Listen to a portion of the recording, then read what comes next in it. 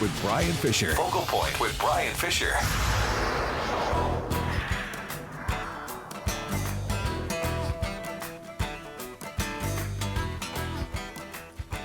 Do you think the recent victories, like Chris Christie's 60% win, and Ken Cuccinelli's loss, and the big loss of a Tea Party candidate in Alabama, what do those mean?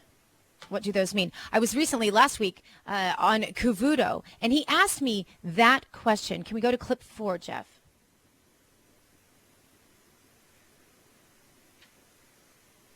I hear from a lot of doctors that you're getting literally pennies on the dollar in a lot of cases because of either insurance reimbursement.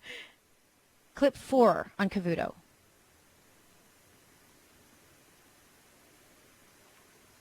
If we can't do it, that's okay. You know what? This is my point. Follow the money trail, listeners. This is what I said on Cavuto. I said follow the money trail. I mean, you look at, if you take the Chris Christie race, for example, he spent $15 million more. If you take the Cuccinelli race, his opponent spent $15 million more than him in Virginia. If you take the Alabama race, that Tea Party candidate was outspent 5-1. You can always follow the money trail. This isn't about the heart of the American populace. This is about the money trail. You can always follow it. So I just ask voters to just stay smart. Just stay on top of what is really happening. The other thing they always want to say is, oh, well, Cuccinelli lost because of the government shutdown. I really don't think so. And I think that he lost because he went quiet and listened to his consultants who told him, you better not talk about those social issues. So even though everybody knew Cuccinelli was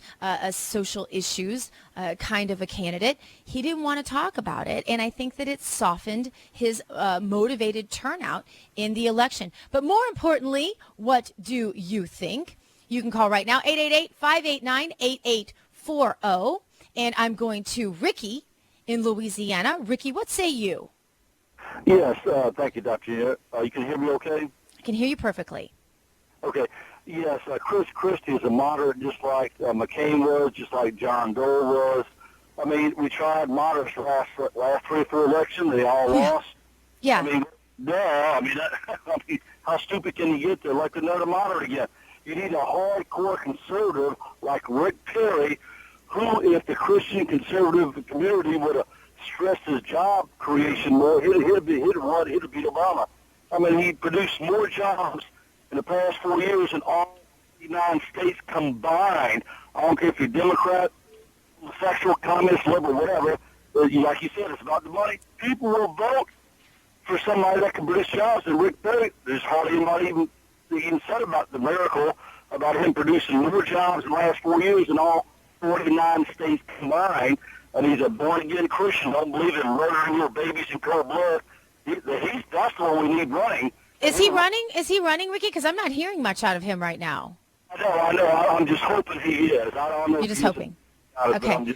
Yeah, I think you make a great point, Ricky, and thank you for your call. You know, if we focus solely on the money, like the elite, keep telling us to do, what about that label they keep trying to put on us as the party of greed? They always want to say, oh, conservatives, it's all about greed. Look at the churches. They take up all these collections. The first thing that happens when you go into churches, they tell you to tithe. Well, so then let's say we do turn, and we don't talk about issues of faith and sacrifice like abortion. We just talk about money. Do we not answer their question, aren't you the people who are so greedy? I mean, don't we just label ourselves exactly as they would have us label ourselves? So we have to be very careful not to walk right into their traps, because otherwise we really are going to end up with that rhino candidate. And what if we do? Going now to your calls again, 888-589-8840. Doyle in Tennessee. A rhino is better than a dim. You think so? Well, only barely. See, the thing is, anytime we nominate a socially or morally moderate, no matter how conservative they are in any of the other areas, they're not going to draw the enthusiasm that's going to win, and for good reason. Yeah. Because without the moral absolutes guiding us in how we rule the nation, all of the rest is going to fall apart anyway. And Doyle, isn't this the same lie we bought with Romney? I mean, didn't they keep saying, "Oh, well, yeah, Romney's not the firebrand conservative, and he's not a conservative Christian kind of a candidate, but he's so much better than Obama." Isn't that the lie we bought and we lost last time? Yeah. How many of these rehearsals do we have to go through before we actually take a page out of the book? Right? Here. So what I say is, rather than asking the question you're asking, we need to be asking, what can we do? What do we need to do? We need to do all that we can do to make sure that doesn't happen. Yeah. No, I agree. Getting our candidates, vetted and solidifying, a choice before it gets to that point. Yes. All right. Well, I appreciate your call there, Doyle. I did interview Ted Cruz last week, and I asked him, don't you think that we need a candidate in the race early? This has always been my contention. I tried very hard to get Sarah Palin in the race early last time. Couldn't talk her into it, just couldn't get her in there. I think a candidate out there in front early. See, nobody wants to do that amongst conservatives because they don't want to be that scapegoat, that whipping boy. Nobody wants to be that. So I think that's the reason why someone like a Ted Cruz or a Rick Perry won't just jump in the race quickly. But I do think it's very important to hone our message because we're going to be the ones, Doyle, who are going to have to carry that message to the voters, to call out the lies from the last however many elections, right? And that's going to be on us. So I think it's important to talk about what happens if we need to think this through. And we're coming to some of these important conclusions right now. Scott, welcome to the show. The rhino issue. What do you say about this, Scott? Well, ma'am, I think that it is a very big mistake. The more that you add to the pie, the less chance of somebody that's worth a darn getting put in there. I served this country for 22 years. Thank you for that, Scott.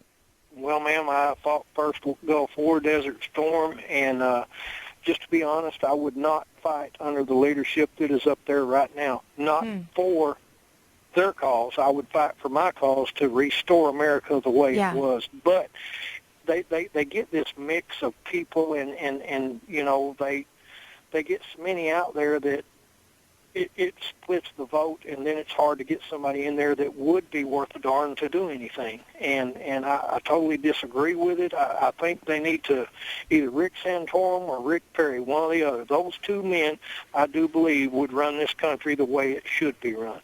Well, that's interesting. I don't know if either of them running. I think Rick Santorum's looking a little like he's going to run. I supported him in the last election, and his family is good friends with my family. I don't know for sure if he's running. I don't know. I'm not exactly sure what's going on there. But don't you think that what we need to do is to hold these candidates accountable to our platform? And if we don't like what's in our platform, then go about changing the platform rather than letting the elite tell us we just need to ignore certain things in our platform. I do believe you just hit the nail on the head right there. There should be a personal responsibility for everything anyone does instead of all this collective responsibility. That's where America is getting away. We're doing everything's on collective responsibility of what Billy Bob and Fred did accounts for what I did too. Yeah, exactly. All right. I appreciate your call, Scott. Going to Jim calling from Texas. You have a suggestion for the next race. All right. The nominee is? Mike Huckabee. Mike Huckabee.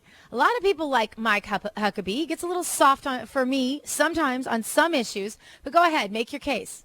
Well, I think Mike Huckabee can appeal to Democrats as well as Republicans. I think that he has a record of being able to reach across party lines.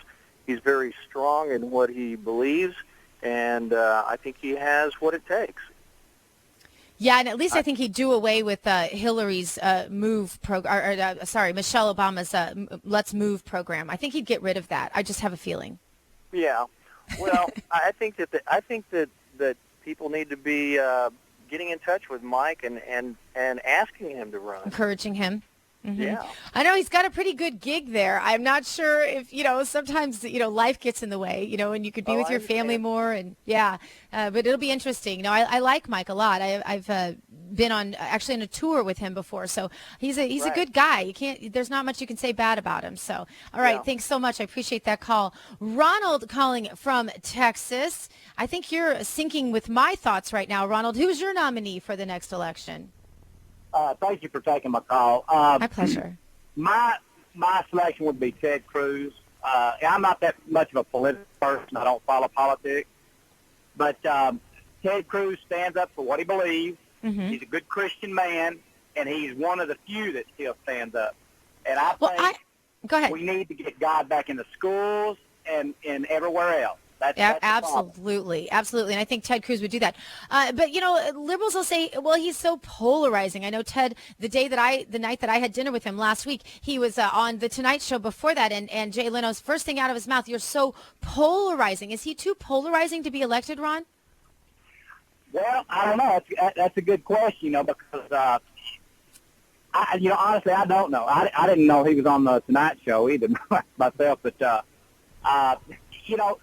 people can get up and they can say things, but there's certain times that you can tell when somebody's sincere. And he got up and he was defending the pastor over in Saeed Abedini. I can't pronounce his name.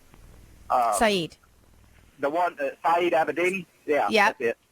And he got up and he defended him and said, we need to do something to get this poor man out of that prison over there. Yeah, well, and the lamestream media, thanks for your call, Ronald, I appreciate it. The lamestream media is never going to stand up and say, oh, by the way, Ted Cruz, for all the polarization he caused, he was absolutely right. They're not going to say that I'm talking about in his reaction to Obamacare.